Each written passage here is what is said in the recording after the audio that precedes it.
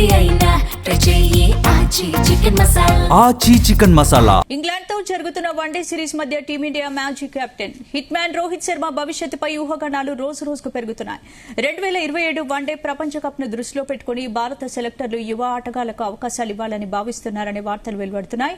ముఖ్యంగా యశస్వి జైస్వాల్ కు దీర్ఘకాలిక అవకాశాలు కల్పించాలనే ఆలోచనలో సెలక్షన్ కమిటీ ఉన్నట్లు పలు నివేదికలు పేర్కొన్నాయి. ఈ నేపథ్యంలో లార్డ్స్ లో జరగనున్న 3వ వన్డే రోహిత్ శర్మ అంతర్జాతీయ కెరీర్లో చివరి మ్యాచ్ కావచ్చనే ప్రచారం కూడా జోరుగా సాగుతోంది. ఈ ఊహాగానాల మధ్య team India batting coach Sitanshu Kotak కీలక వ్యాఖ్యలు చేశారు. రోహిత్ శర్మపై జట్టు యాజమాన్యం నుంచి ఎలాంటి ఒత్తిడి లేదని స్పష్టం చేశారు. రోహిత్ లాంటి అనుభవజ్ఞుడైన ఆటగాడు ఇటువంటి చర్చలను పట్టించుకోడని, ఒత్తిడిలో ఆడే వ్యక్తి కాదని ఆయన పేర్కొన్నారు. ఇంగ్లాండ్తో జరిగిన తొలి 2 వన్డేలు రోహిత్ ఆశించిన స్థాయిలో రాణించలేదు. తొలి మ్యాచ్లో 11 పరుగులు మాత్రమే చేసిన ఆయన కార్డిఫ్లో జరిగిన 2వ వన్డేలో 47 బంతులు 26 పరుగులు చేసి విల్ జాక్స్ బౌలింగ్లో అవుట్ అయ్యాడు. దీంతో ఆయన ఫామ్ పై విమర్శలు వ్యక్తమవుతున్నాయి. అయితే దీన్ని పేలవ ఫామ్ గా అభివర్ణించడం సరైంది కాదని కోటక్ అభిప్రాయపడ్డాడు. కొన్నిసార్లు బ్యాట్స్మెన్ కు ఆరంభంలో తాము కోరుకున్న లయ దొరకదు.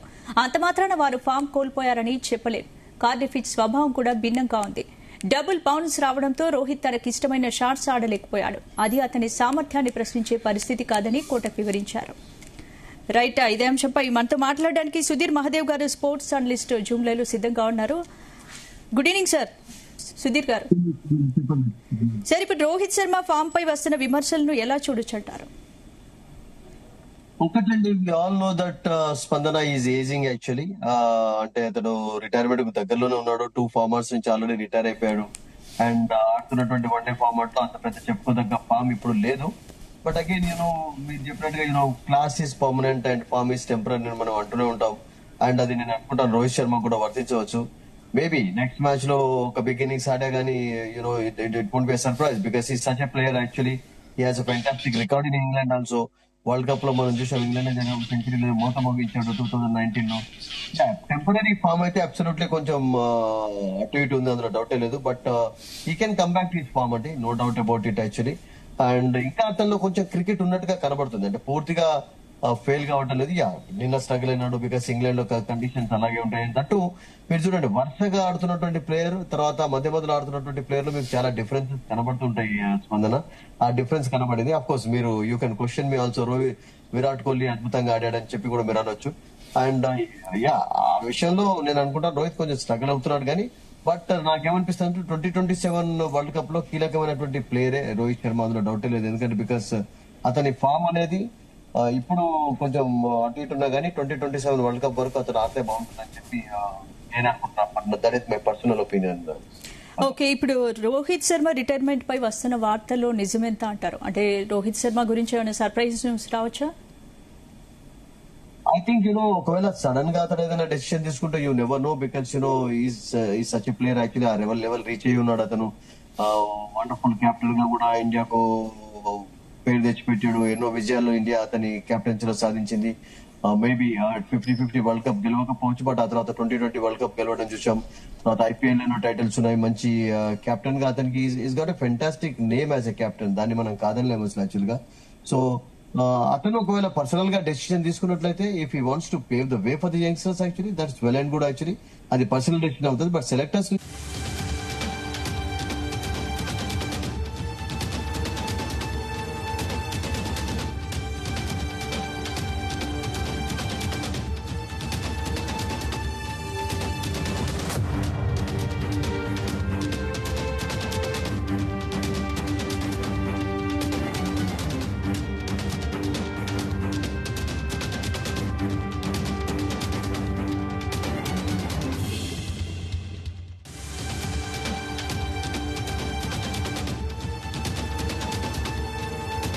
ఒకవేళ స్వయంగా అతను అన్నట్లయితే that's good actually because capacity అతనికి ఉంది కూడా.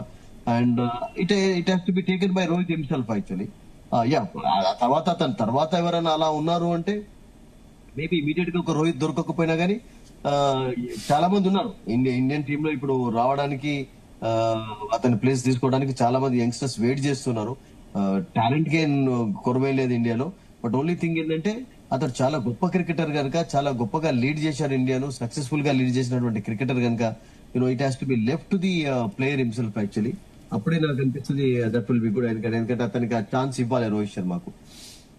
సో ఇప్పుడు 2027 వరల్డ్ కప్ దృష్టిలో పెట్టుకుని యువ ఆటగాళ్లకు ఇవ్వడం అంటే అవకాశం ఇవ్వాలనే ఆలోచన కరెక్టే, కానీ రోహిత్ శర్మ ప్లేస్ లో యశస్వి జైస్వాల్ ను ఓపెనర్ గా తీసుకోవడం అనేది ఇప్పుడే సరైన నిర్ణయం అనుకోవచ్చు. Not a bad idea also, because ఇప్పుడు మీకు శుభ్మన్ గిల్ ఆల్రెడీ ఓపెనర్ గా ఉన్నాడు కనుక రైట్ లెఫ్ట్ కాంబినేషన్ వర్కౌట్ కావచ్చు కూడా. అండ్ యశస్వి ఎక్స్పీరియన్స్ కూడా సంపాదించాడు లాస్ట్ 4-5 years లో ఇండియన్ క్రికెట్ టీమ్ లో ఆడుతున్నాడు కనుక I think is got enough experience also. I mean ఈ కెన్ టేక్ ద ప్లేస్, ఎందుకంటే అతను కూడా ఎక్సైటింగ్ క్రికెటర్, చాలా అద్భుతంగా ఆడతాడు, మంచి స్ట్రోక్ మేకరే రోహిత్ శర్మ లాగా. ఇంగ్లాండ్ తో జరుగుతున్న వన్డే సిరీస్ మధ్య టీమిండియా మాజీ captain hitman Rohit Sharma భవిష్యత్తుపై ఊహాగానాలు రోజు రోజుకు పెరుగుతున్నాయి. 2027 వన్డే ప్రపంచ కప్ ను దృష్టిలో పెట్టుకుని భారత సెలెక్టర్లు యువ ఆటగాళ్లకు అవకాశాలు ఇవ్వాలని భావిస్తున్నారనే వార్తలు వెలువడుతున్నాయి. ముఖ్యంగా యశస్వి జైస్వాల్ కు దీర్ఘకాలిక అవకాశాలు కల్పించాలనే ఆలోచనలో సెలక్షన్ కమిటీ ఉన్నట్లు పలు నివేదికలు పేర్కొన్నాయి. ఈ నేపథ్యంలో లార్డ్స్ లో జరగనున్న 3వ వన్డే రోహిత్ శర్మ అంతర్జాతీయ కెరీర్లో చివరి మ్యాచ్ కావచ్చనే ప్రచారం కూడా జోరుగా సాగుతోంది.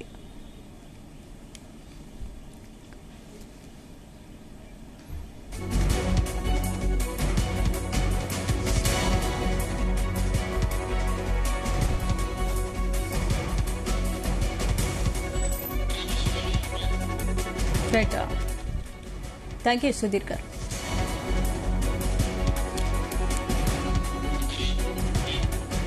ఈ ఊహాగానాల మధ్య టీమిండియా బ్యాటింగ్ కోచ్ సితాంశు కోట కీలక వ్యాఖ్యలు చేశారు. రోహిత్ శర్మపై జట్టు యాజమాన్యం నుంచి ఎలాంటి ఒత్తిడి లేదని స్పష్టం చేశారు.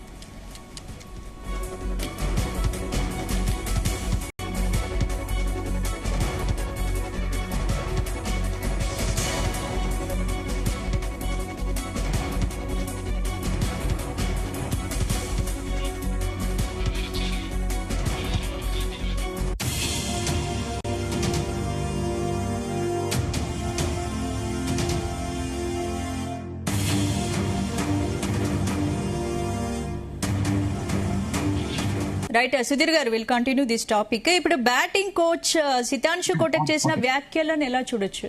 ఐ థింక్ అతను చెప్పిన దాని ప్రకారం రోహిత్ శర్మ పైన ఎటువంటి ప్రెషర్ అయితే పెట్టడం లేదు స్పందన. ఎందుకంటే మనం అన్నాం కదా, రోహిత్ శర్మ లాంటి ఒక గొప్ప క్రికెటర్ పైన అంత ప్రెషర్ ఉంచారు. బికాస్ ఏదైనా వాళ్ళకే వదిలేస్తారు. బికాస్ వాళ్ళకు ఎక్స్పీరియన్స్ ఉన్నటువంటి ప్లేయర్స్ కనుక వాళ్ళకి తెలుసు అంటే ఎంతవరకు ఆడగలుగుతారు, ఎప్పుడు రిటైర్ కావాలన్నటువంటి నిర్ణయం వాళ్ళే తీసుకోవాలి.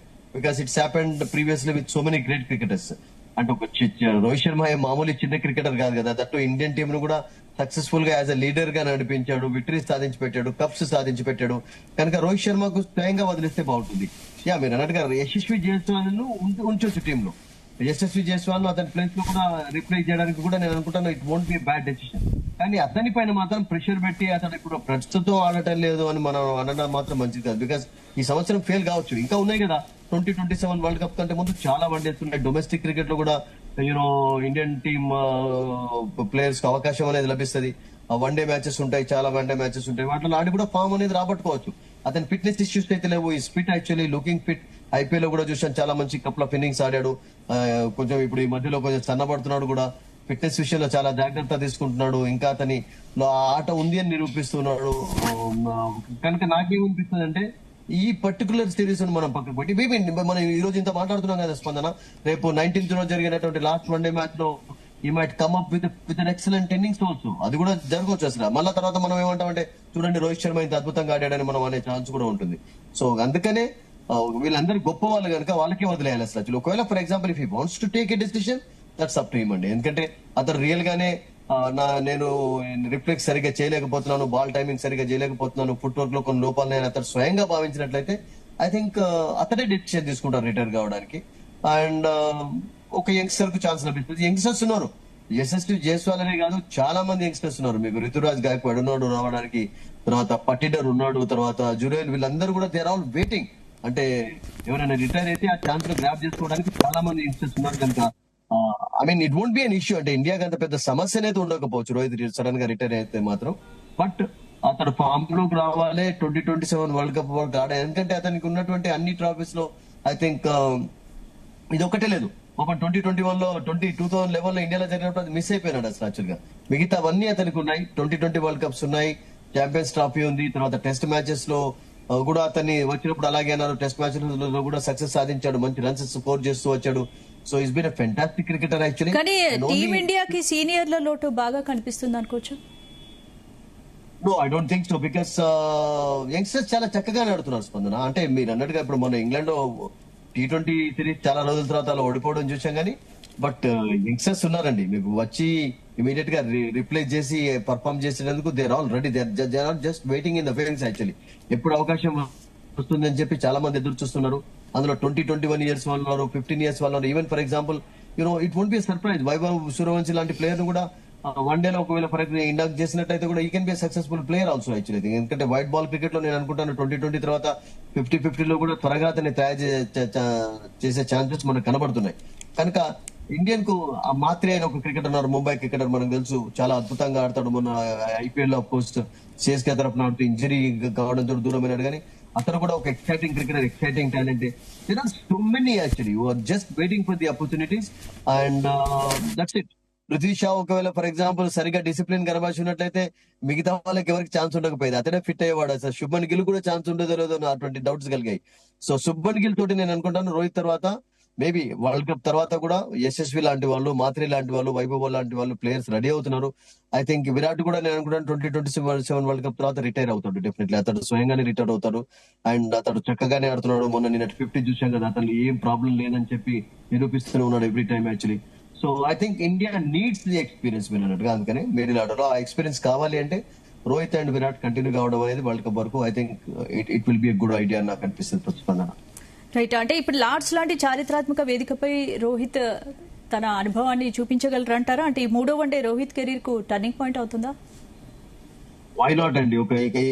Come up with brilliant innings also. Maybe ఒక 50 కొట్టవచ్చు, 100 కొట్టవచ్చు. బికాస్ ఇంగ్లాండ్ లో కండిషన్స్ అతనికి ఏం కొత్త కాదు.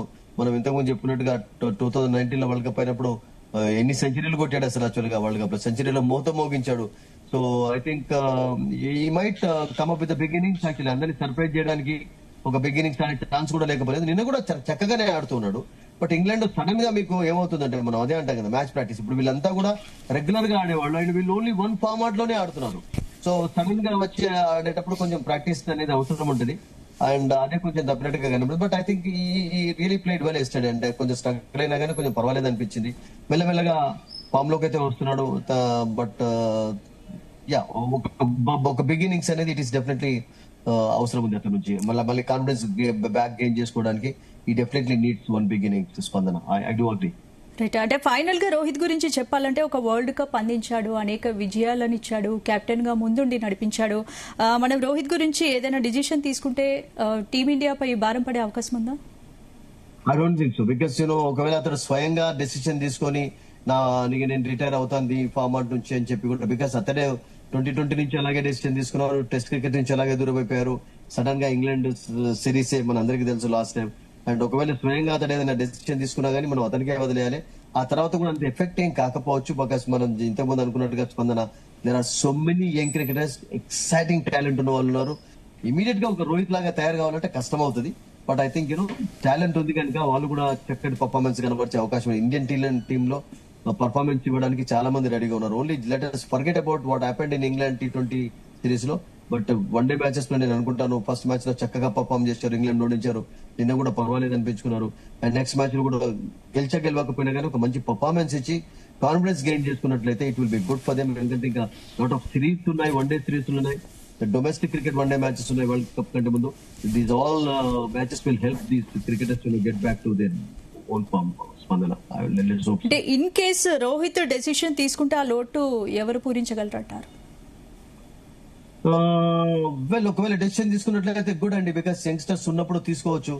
మీరు చూడండి 1987 లో వరల్డ్ కప్ అప్పుడు Sunil Gavaskar the great legendary cricketer అతను స్వయంగానే అద్భుతమైనటువంటి ఫామ్ లో ఉన్నప్పుడు డెసిషన్ తీసుకున్నాడు. ఆ తర్వాత మళ్ళీ ఇండియాకు ఎంతమంది దొరకలేదు చెప్పండి. సచిన్ టెండూల్కర్ యుగం కొనసాగింది. ఆ తర్వాత వివిఎస్ లక్ష్మణ్, ద్రావిడ్ లాంటి వాళ్ళు, తర్వాత విరాట్ కోహ్లీ, ధోని, రోహిత్ యొక్క యుగం కొనసాగింది. సో దేర్ ఆర్ ప్లేయర్స్ అండి. అంటే ఇండియన్ టీమ్ లో ఇమీడియట్ గా వచ్చి ఆడేందుకు ప్లేయర్స్ రెడీగా ఉన్నారు. రోహిత్ లాగా ఇమీడియట్ గా మీరు ఎక్స్పెక్ట్ చేయకుండా కానీ, but there is talent in Indian team actually. ఒకవేళ అతను డెసిషన్ తీసుకున్నట్లయితే మనం దాన్ని అప్రిషియేట్ చేయాలి, రెస్పెక్ట్ చేయాలి. అండ్ అతనికి అలాగే ఒక వేడుకోలు పలకడం కూడా చాలా ఇంపార్టెంట్. మీరు చెప్పినట్టుగా స్పందన. బికాస్ మామూలు క్రికెటర్ కాదు అతను. Exciting cricketer, entertaining cricketer, wonderful గా లీడ్ చేశాడు, వండర్ఫుల్ గా ఎంటర్టైన్ చేస్తూ వచ్చాడు కనుక ఐ థింక్ అతనికి ఒక అద్భుతమైనటువంటి ఫేర్వెల్ కూడా చాలా చాలా ఇంపార్టెంట్ అవుతుంది. రైట్, థ్యాంక్ యూ సుధీర్ గారు.